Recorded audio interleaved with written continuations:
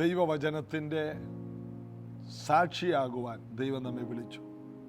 ഭൂമിയുടെ അറ്റത്തോളം നിങ്ങൾ എൻ്റെ സാക്ഷികളാകും എന്ന് യേശു കർത്താവ് പറയാനിടയായി. ഉയരത്തിലെ ശക്തി കിട്ടിക്കഴിയുമ്പോൾ നിങ്ങൾ സാക്ഷികളാണ്.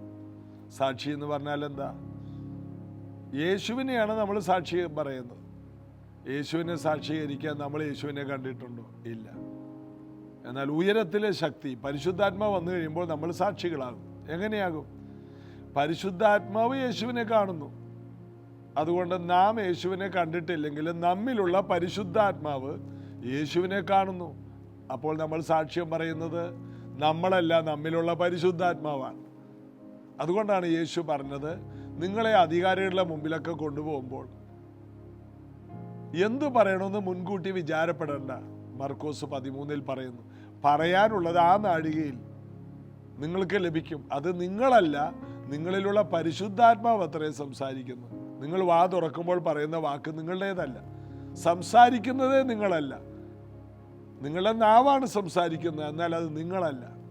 ഇങ്ങനൊരു തലം നമുക്ക് തുറക്കട്ടെ. അന്യഭാഷ പറയുമ്പോൾ നമ്മുടെ നാവിനെ ഉപയോഗിക്കുന്നത് നമ്മളല്ല, പരിശുദ്ധാത്മാവാണ്. പരിശുദ്ധാത്മാവ് നമ്മിലിരുന്നു കൊണ്ട് ദൈവത്തോട് പക്ഷപാതം ചെയ്യുന്നു.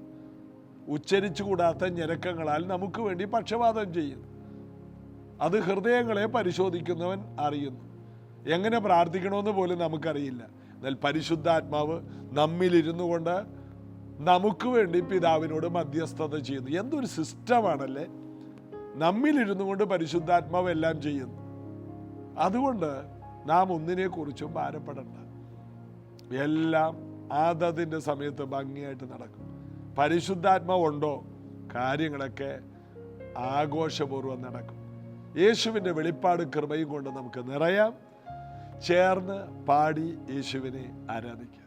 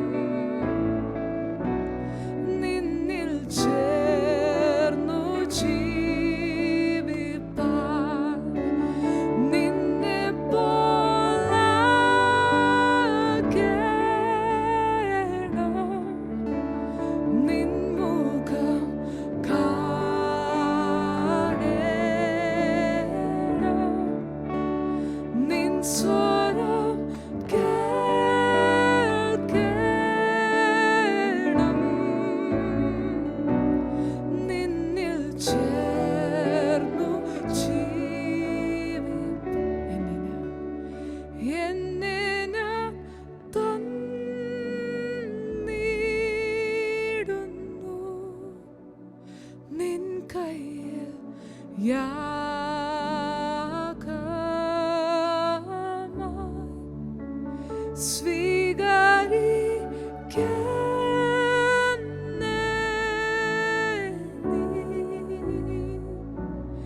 നിന്നിൽ ചേർന്നു ജീവിപ്പാൻ എന്നെ ഞാൻ തന്നിടുന്നു.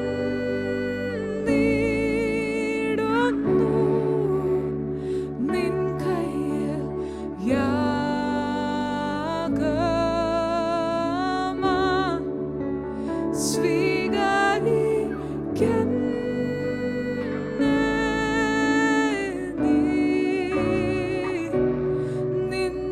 ചേർന്നു ജീവിപ്പാൻ നിന്നെ പോലാകണം.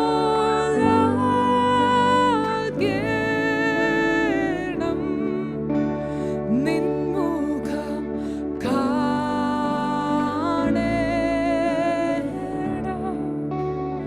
നിൻ സ്വരം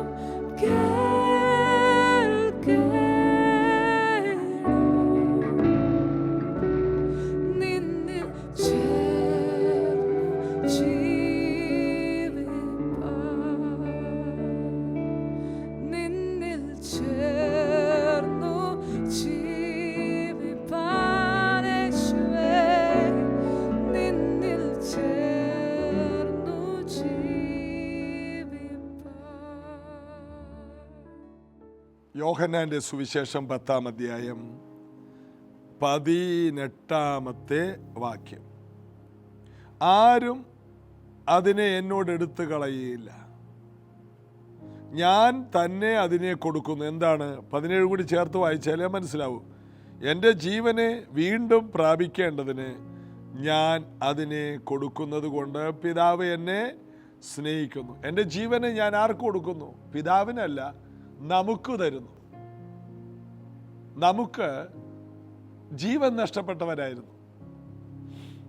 നമ്മുടെ പിതാവായ ആദാമിൻ്റെ ഹവ്വയുടെയും പാപലംഘന നിമിത്തം ആത്മാവ് മരിച്ചു. പാപം ചെയ്യുന്ന നാളിൽ നിന്ന് മരിക്കും. ഒത്തിരി പേര് ചോദിക്കാറുണ്ട്, അവർ പാപം ചെയ്തിട്ടും 930 വർഷമൊക്കെ ആദാം ജീവിച്ചിരുന്നില്ലേ? അവനൊരു ജീവച്ഛവമായിരുന്നു. അവനിൽ ജനിച്ച ആദാമിൽ നിന്നും ഹവ്വയിൽ നിന്നും ജനിച്ചതല്ല, ജീവച്ഛവങ്ങളാണ്. വീണ്ടും ജനിച്ചവരല്ല, അവർക്ക് ആത്മാവില്ല, മരിച്ചവരാണ്. എന്നാൽ യെശയ്യാവ് 1 പറയുന്നു, നിന്റെ പാപം കടും ചുവപ്പായാൽ ഹിമം പോലെ വെളുപ്പിക്കും. പാപത്തിന് പരിഹാരം യേശുക്രിസ്തുവെന്ന ലോകത്തിൻ്റെ പാപം ചുമക്കുന്ന ദൈവത്തിൻ്റെ കുഞ്ഞാടിൻ്റെ രക്തത്താലേ നടക്കും. അതിൻ്റെ നിഴലായിട്ടാണ് പുറപ്പാട് പുസ്തകം 12-ാം അധ്യായത്തിൽ കട്ടളപ്പടിമേലും കുറുമ്പടിമേലും നിങ്ങൾ രക്തം പുരട്ടണം. ഒരു കുഞ്ഞാടിനെ എടുത്തിട്ട് അതിനെ 10-12 ദിവസം സൂക്ഷിക്കണം. ആ കുഞ്ഞാടിനെ എല്ലാവരും ഭക്ഷിക്കണം. അതിൻ്റെ രക്തമെടുത്ത് കട്ടളപ്പടിമേലും കുറുമ്പടിമേലും പുരട്ടണം. മിസ്രൈമിൽ വലിയ ന്യായവിധിക്കായിട്ട് ദൈവം വരുമ്പോൾ നിങ്ങളുടെ വീടുകളെ ആ ന്യായവിധിയിൽ നിന്ന് ദൈവം സംരക്ഷിക്കും. കാരണം ഈ രക്തം കണ്ട് സംഹാരദൂതൻ നിങ്ങളെ തൊടാതെ മാറിപ്പോവും. ഇങ്ങനെ മോശ പറഞ്ഞതനുസരിച്ച് ഇസ്രായേൽ മക്കൾ ചെയ്തു. ഇസ്രായേൽ മക്കൾ ഗോശാൻ ദേശത്ത് പാർക്കുമ്പോൾ അവിടെ ഒരാൾ പോലും മരിച്ചില്ല. അതിൻ്റെ കാരണം എന്താ? ഈ കുഞ്ഞാടിൻ്റെ രക്തമാണ് കാരണം. അപ്പോൾ യേശുവിൻ്റെ രക്തത്തിൻ്റെ നിഴലുകളാണ് ഈ കാണുന്നത്. പിന്നീട് വന്ന എല്ലാ യാഗങ്ങളിലും ഒരാട് അറുക്കപ്പെടുകയാണ്. എന്താണ് യാഗത്തെ കാണിക്കുന്നത്? വരാൻ പോകുന്ന ശരിയായ ഒരു യാഗം, ലോകത്തിൻ്റെ പാപം ചുമക്കുന്ന ദൈവകുഞ്ഞാടിൻ്റെ യാഗം. ഈ യാഗമാണ് മാനവജാതിയുടെ വീണ്ടെടുപ്പ്. നമ്മളെന്ത് ഭാഗ്യമുള്ളവരാണ്! ഇതാ നോക്കിയേ, ഓരോ ആട്ടിൻകൂട്ടം ഒരു ഇടയനായി തീരാൻ വേണ്ടി അബ്രഹാമിൻ്റെ മക്കളെന്ന തൊഴുത്തിൽപ്പെടാത്ത വേറെ ആടുകളുമുണ്ട്. ഇവരെല്ലാം നേടാൻ യേശു ചെയ്തത് ക്രൂശിൽ മാനവജാതിയുടെ പാപത്തിൻ്റെ പരിഹാരത്തിനായിട്ട് മരിച്ചു. മരണത്തിൻ്റെ ശക്തിയെ നിർവീര്യമാക്കി, പാപത്തിൻ്റെ ശക്തിയെ നിർവീര്യമാക്കി, രോഗത്തിൻ്റെ ശക്തിയെ നിർവീര്യമാക്കി, ശാപത്തിൻ്റെ ശക്തിയെ നിർവീര്യമാക്കി. ഇന്ന് പിശാചിൻ്റെ യാതൊരു പ്രവൃത്തിക്കും ശക്തിയില്ല. ആർക്ക്?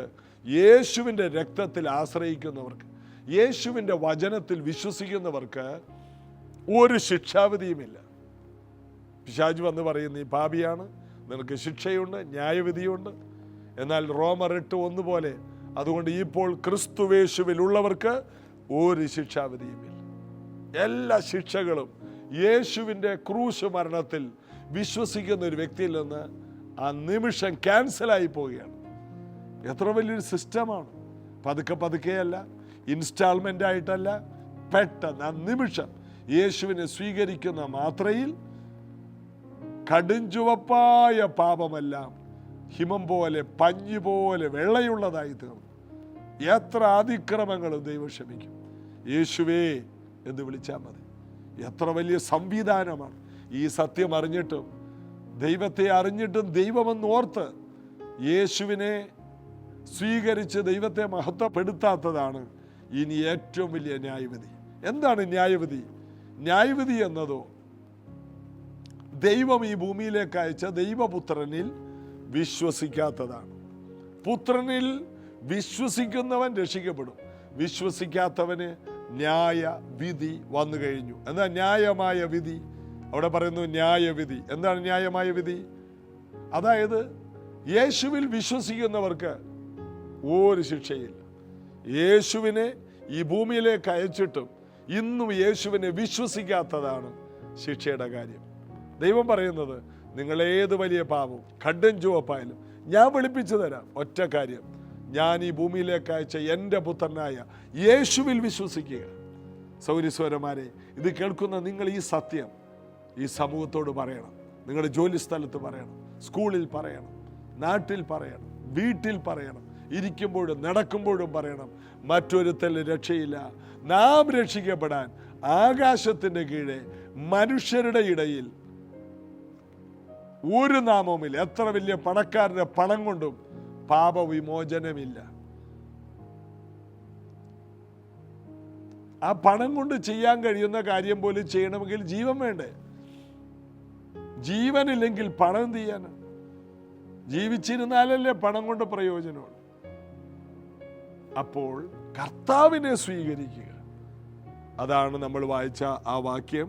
പിതാവ് എന്നെ സ്നേഹിക്കുന്നു, ആരും അതിനെ എന്നോട് എടുത്തു കളയുന്നില്ല. ഞാൻ തന്നെ അതിനെ കൊടുക്കുന്നു. അതിനെ കൊടുപ്പാൻ എനിക്ക് അധികാരമുണ്ട്, വീണ്ടും പ്രാപിപ്പാനും അധികാരമുണ്ട്. ഈ കൽപ്പന എൻ്റെ പിതാവിങ്കിൽ നിന്ന് എനിക്ക് ലഭിച്ചിരിക്കുന്നു. എനിക്ക് ജീവനെ കൊടുക്കാൻ മാത്രമല്ല, ഈ കൊടുത്ത ജീവനെ അതിനേക്കാൾ ശക്തിയോടെ തിരിച്ച് പ്രാപിപ്പാനും എനിക്ക് അധികാരമുണ്ട്. ഞാൻ ജീവനെ കൊടുക്കുമ്പോൾ ഒരു ശരീരത്തിൽ ഇരുന്നു കൊണ്ട് ശരീരത്തിൻ്റെ രക്തവും ശരീരത്തിൻ്റെ ആ മാംസവുമാണ് ഞാൻ അതിനായിട്ട് ചിലവാക്കിയത്.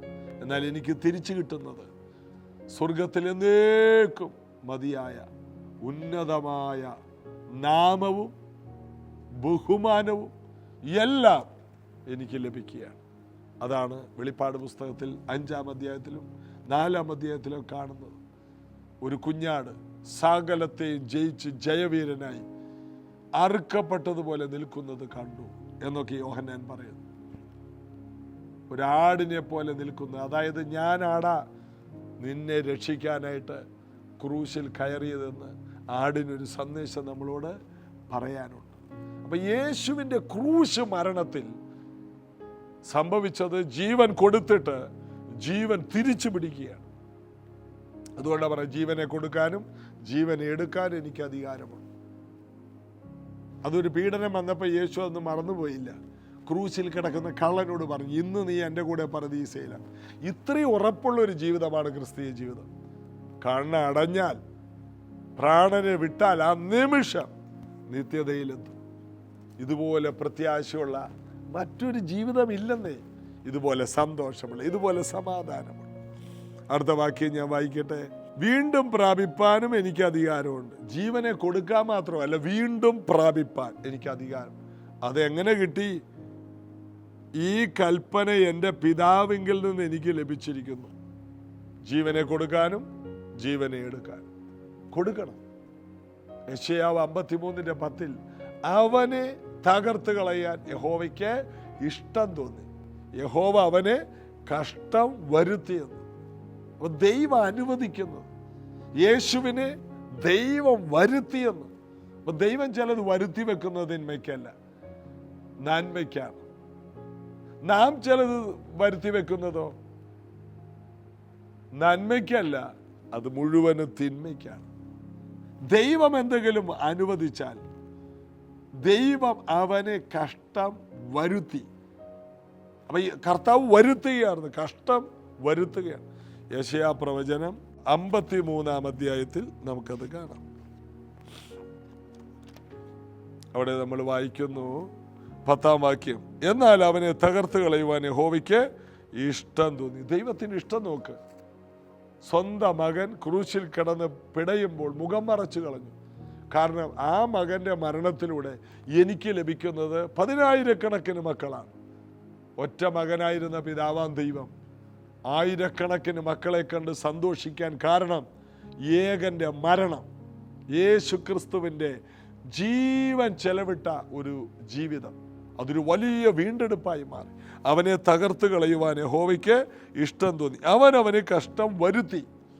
ദൈവം ചിലർക്ക് കഷ്ടങ്ങൾ ചിലപ്പോൾ വിളിച്ചു വരുത്തുന്നുണ്ടെങ്കിൽ ആ കഷ്ടമാണ് നിന്നെ ഒരു വലിയ ഉയർപ്പിൻ്റെ ശക്തിയോടെ കുതിച്ചു ചാടുമാറാക്കുന്നത്. അവന് കഷ്ടം വരുത്തി, അവൻ്റെ ആ പ്രാണൻ ഒരു അകൃത്യയാഗമായി തീർന്നിട്ട് അവൻ സന്തതിയെ കാണുകയും ദീർഘായുസ് പ്രാപിക്കുകയും യഹോവയുടെ ഇഷ്ടം അവൻ്റെ കയ്യാൽ സാധിക്കുകയും ചെയ്യും. ദീർഘായുസ് പ്രാപിക്കും. ഈ ദിവസങ്ങളിൽ കർത്താവിന് വേണ്ടി നിൽക്കുന്നവർക്ക് കിട്ടുന്നതാണ് ദീർഘായുസ്. അതിനുവേണ്ടി ചെലവാക്കിയതോ വലിയ കഷ്ടങ്ങളുടെ യേശു കടന്നുപോയി. ഇന്ന് നിങ്ങൾ അനുഭവിക്കുന്ന, കർത്താവിൻ്റെ മക്കൾ എന്ന പേരിൽ അനുഭവിക്കുന്ന എല്ലാ കഷ്ടത്തിനും പ്രതിഫലമുണ്ട്. എന്നാൽ നിങ്ങൾ യേശുവിലല്ലെങ്കിൽ ആ കഷ്ടങ്ങളിൽ ഒരു പ്രതിഫലവും. എന്നാൽ യേശുവിന് വേണ്ടി നിന്നിട്ട് നിങ്ങൾക്ക് വരുന്ന ഓരോ വേദനകൾക്കും ഭൂമിയിൽ പ്രതിഫലമുണ്ട്. ഓരോ സങ്കടങ്ങൾക്കും കർത്താവിന് വേണ്ടി നിന്നിട്ട് നമുക്ക് പ്രാർത്ഥിക്കാം. യേശുവേ, ഈ വചനങ്ങൾ കേട്ടവരുടെ മേൽ വലിയ പകർച്ചയും വലിയ വിടുതലും വലിയ അനുഗ്രഹങ്ങളും വലിയ നന്മകളും ഉണ്ടാകട്ടെ. യേശു ക്രിസ്തുവിൻ്റെ വചനത്തിൻ്റെ ശക്തി ഈ മക്കളുടെ മേൽ വ്യാപരിക്കട്ടെ. സുവിശേഷത്തിൻ്റെ ശക്തി ഇവർ കാണട്ടെ. വചനത്തിലുള്ള വെളിപ്പാടുകൾ ഈ സഭയുടെ മേലും കാണുന്നവരുടെ മേലും വരട്ടെ. ഇന്ന് ആദ്യമായി കാണുന്നവരും സ്ഥിരമായി കാണുന്നവർക്കും പ്രത്യേക വിടുതൽ ഉണ്ടാകട്ടെ. യേശുവിൻ്റെ നാമത്തിൽ സൗഖ്യങ്ങൾ നടക്കട്ടെ, വിടുതലുകൾ നടക്കട്ടെ. എല്ലാ അന്യായ ബന്ധനങ്ങളും ജനങ്ങളെ വിട്ടുമാറും. എല്ലാവിധ ശാപങ്ങളും അഴിയട്ടെ. കർത്താവിൽ ഏൽപ്പിക്കും, യേശുവിൻ നാമത്തിൽ. ആമേൻ. ഒടുവിൽ കർത്താവിലും കർത്താവിൻ്റെ അമിത ബലത്തിൽ നമുക്ക് ശക്തിപ്പെടാം. പിശാചിൻ്റെ തന്ത്രങ്ങളോട് എതിർക്കാം. 2000 വർഷങ്ങൾക്ക് മുമ്പ് എൻ്റെ വിടുതൽ യേശു പിതാവിനാൽ അയക്കപ്പെട്ട് കഷ്ടം അനുഭവിച്ച് നേടിത്തന്ന അനുഗ്രഹത്തെ ആനന്ദമാക്കാം. ഇനി നമ്മൾ കഷ്ടപ്പെട്ട് ജീവിക്കാനല്ല, കർത്താവിൻ്റെ അനുഗ്രഹത്തിൽ ആനന്ദിക്കാനുള്ളവരാണ്. ദൈവം അതിനുള്ള കൃപ തരട്ടെ. ഞാൻ അനുഗ്രഹിക്കുന്നു. നാളെ ഇതേ നേരത്ത് കാണാം. God bless you.